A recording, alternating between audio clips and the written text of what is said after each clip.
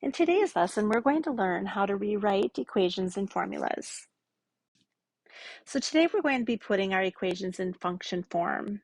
And so what is function form? Function form is when an equation has been solved for y. And we'll get more into this form in chapter 4, where we're going to call it the slope-intercept form, where it's in this form of y is equal to mx plus b. But for today, we're just going to make sure that we are having our equations that have been solved for y. All right, example 1, how do I determine if an equation is in function form? All right, so again, what we're going to do is we're going to be looking to see, have we solved for y? And so for number 1, notice how we have 6x plus y is equal to 12. Now notice that this x and the y are on the same side of the equation. So this one is not in function form. So no, we would have to solve for y, get that y all by itself for it to be in function form. Number 2, we have y is equal to negative 4x minus 12. Notice how we've solved for y. And so this right here is in function form. Y is all by itself. So this is a yes. And I should note, we don't have an example like that, but I could have my equation be negative 4x minus 12 is equal to y. It doesn't matter that the y is on the other side of the equal sign. This would be in function form as well. You are needing the y has to be all by itself in order for it to be in function form, and it doesn't matter which side it's on. All right, number 3, we have y is equal to 5 minus 3x. So notice that our number with the variable doesn't come first, but it has been solved for y. So this was yes. Number 4, we have x is equal to 5y plus 7. Well, we have this x all by itself, and it's not the x we want all by itself in that equation. It's the y that we want. So this is going to be no. All right, example 2, how do I rewrite an equation so that the y is the function of x? Basically, we're writing in function form, and we can also say what we're doing is we're just basically solving for y. So I'm going to draw my line coming down with the equal sign like we did solving our equations. And so what I'm looking to do is I'm looking to isolate this variable right here. I want it all by itself. And so what I'm doing is I'm going to be undoing that 5x that's next to that y.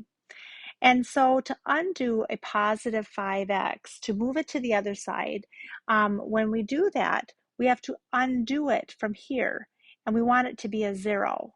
So to get this 5x to be a 0, we need to minus 5x. And what we do on one side, remember, we have to do on the other. And so now notice then this is canceling out. It's leaving my y all by itself.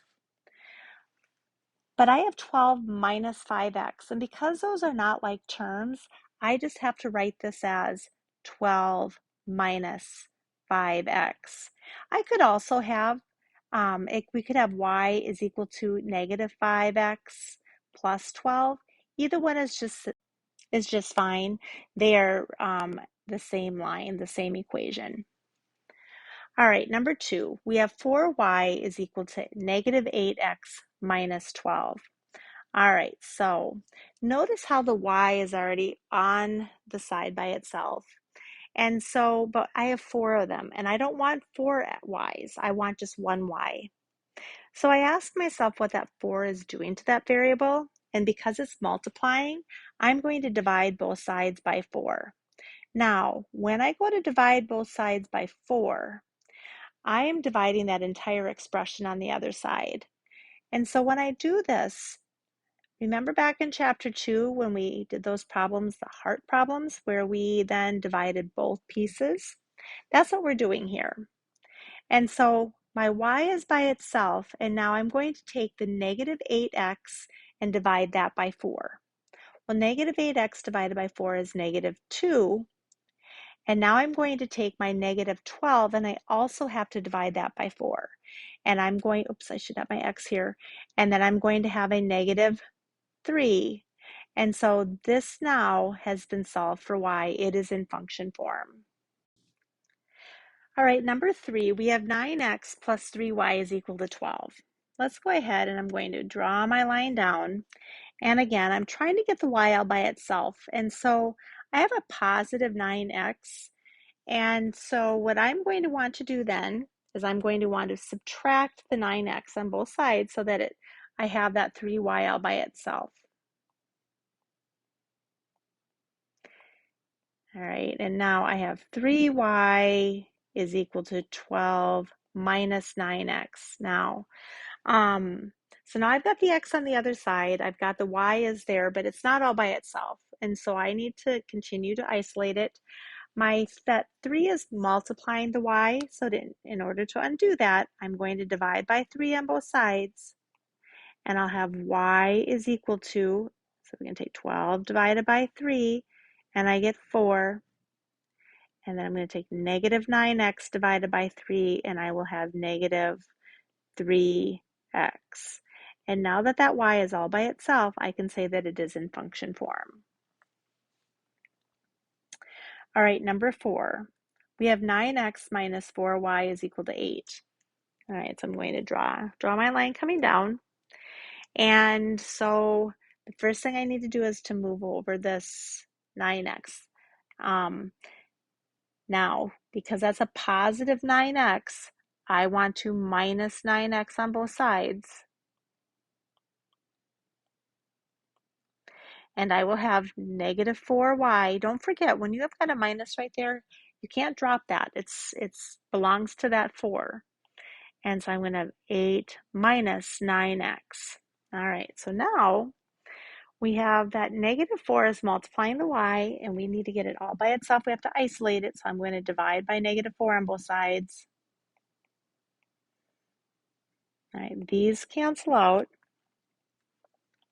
And I have y is equal to, so I'm going to start by dividing. 8 divided by negative 4 is negative 2. And it's really important when you draw these around, make sure that you're including the operation that goes with it, because if you don't, it's easy for you to drop that. So now notice I have negative 9x divided by negative 4. And because I can't divide negative 9 divided by negative 4 evenly, I'm going to leave it as a fraction. And that's going to be really important in the next chapter, that we just leave it. We're not going to turn it into a mixed number. We're not going to turn it into a decimal. We're just going to keep it in fraction form. So first of all, let's take a look. I have a negative and I have a negative. Those two negatives we know are going to make a positive. So I'm just going to put a plus. And then I'm going to have 9 all over 4. I'm just going to leave it as the improper fraction. And then I'm just going to put my variable off to the right. And now this would be considered to be in function form. All right, question number 5, I have y minus 4x minus 10 is equal to 0. And remember, what we want to do is we want to get this y here all by itself. So in order to do that, I need to move both that minus 4x. I have to cancel it out, so it goes to the other side. So to do that, I'm going to start by adding my 4x to both sides. And I'll have y minus 10 is equal to, now I have a 0 over there. I don't need it. Now that I have another number, we can just put that over here. And if you want to write the 0, it'll be correct. You just don't have to. All right, so now to get that y all by itself, I'm going to add my 10. And again, I cannot put the 4x and the 10 together because they're not like terms. So I'm just going to keep them separate, and I'll have y is equal to 4x plus 10. And then now this is in function form. And for number 6, we have 3x minus y is equal to 8. All right, so I'm going to draw my line again. I'm going to undo this 3x, and it's a positive 3x. So I'm going to minus 3x to both sides. And so don't forget there's a negative right here, so just bring that with you. All right, now y is by itself, but we have a negative with it, and we want a positive y. So what I'm going to do is I'm just going to add a 1. You don't have to, but I think that's the easiest way for you to kind of see how you're dividing it on both sides that way, and then you won't drop it.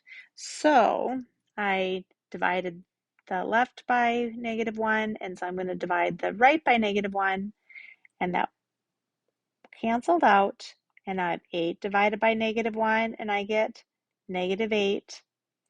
And now we have negative 3x divided by negative 1. Well, a negative and a negative make a positive, so I'm going to have plus 3x. And now it is in function form. It's been solved for y. So in this lesson, we took a look at how to rearrange equations and write them in function form by solving for y.